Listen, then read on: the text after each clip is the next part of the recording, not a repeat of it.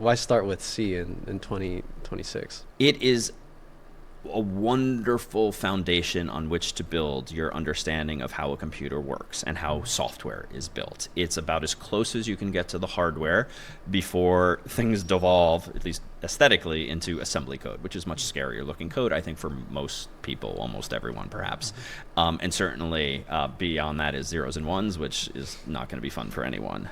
So C kind of strikes, I think, pedagogically this really nice balance of having English-like syntax and abstractions on top of lower level primitives that allow you to explore procedural programming, in particular, with some constructs that are now fundamental to those kinds of languages, loops and conditions and functions and variables and return values and so forth. It's got everything, but it's also a pretty small language, and unless you download third-party stuff, there's not a very large standard library, in fact. So most anything you want, you need to build yourself. And so we leverage this significantly in CS50, so much so that by mid-semester in week 5 of the class, students are building their own hash tables. And we're talking about how you could construct singly linked, doubly linked lists, hash tables and tries, trees, abstract data types like stacks and queues, and so many more.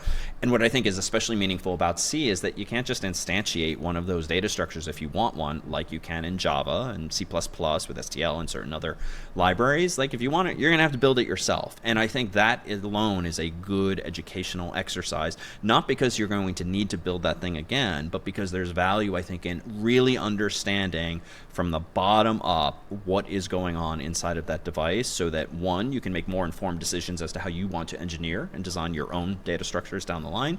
Two, you can diagnose problems by reasoning through first principles. What could possibly go wrong, because you understand how the data is being stored and what the algorithms are that are performing on that data.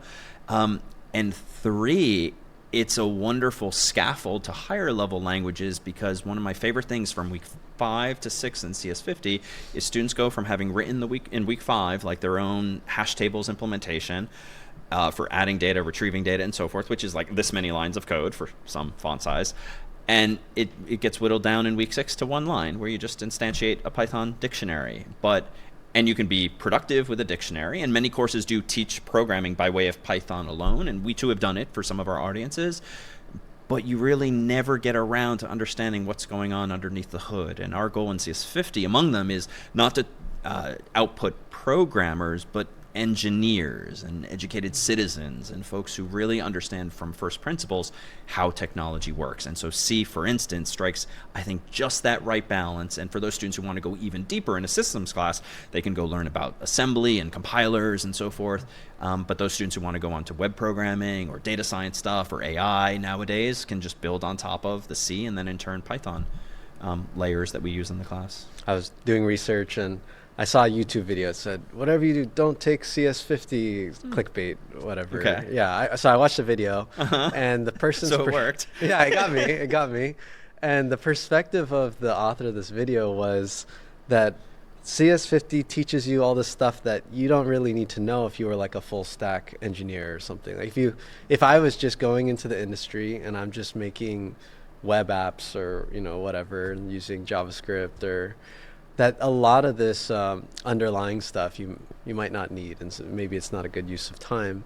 And I'm curious what you would say to someone that has that mindset that you don't need to actually know how the computer works. I don't want to get into a whole internet fight here, but I think that is absolutely the wrong mindset, certainly for a full stack engineer. I mean, by definition of full stack, you should be understanding everything that's happening among those layers. So I think the better formulation isn't that you don't need to know these things, but rather you won't need to use these things, use in a literal sense. Like C is a very popular language, even according to some rankings each year. It's the number 1, number 2 language in terms of its omnipresence still to this day, because it's very highly performant, albeit more challenging to write than some languages.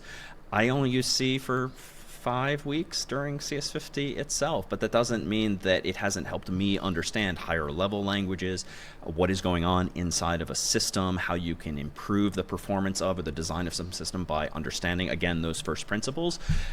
I don't use Scratch except for 1 week out of the year. I do use Python more frequently, and I use JavaScript and some HTML and CSS, but I think if you're going to call yourself an engineer, you should absolutely have mastery of and knowledge of those underlying building blocks if you want to not just output something that frankly AI could output nowadays, but you can understand and you can create the next thing or the solution to some other problem that we haven't even yet solved. I think that's the better mindset, to appreciate, yes, I'm not going to need to use Scratch or C or maybe some of the other things we touch on in CS50, but the knowledge and the principles that we extract from those implementation details are incredibly valuable if you want to be an engineer and not just say a coder, which is a distinction that some folks might make.